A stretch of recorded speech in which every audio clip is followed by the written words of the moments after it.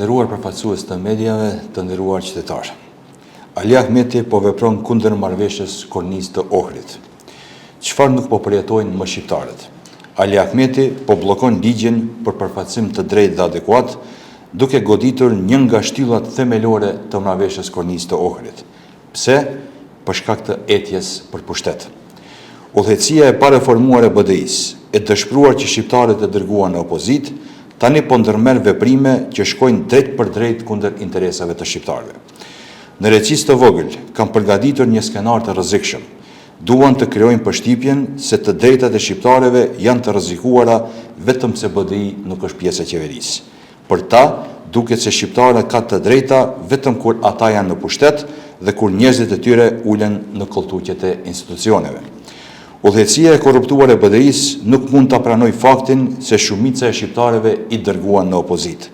Prandaj, tani kanë vendosur të hakmerrin pikërisht ndaj tyre, duke bllokuar ligjin që synon të garantojë përfundimisht përfaqësimin e drejtë.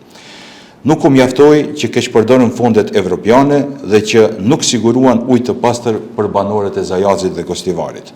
Nuk u mjaftuan me aferën Soravia në Shkup, me Daka Davidovicin në Tetov dhe të gjitha marrëveshjet e tyre të tjera të dyshimta.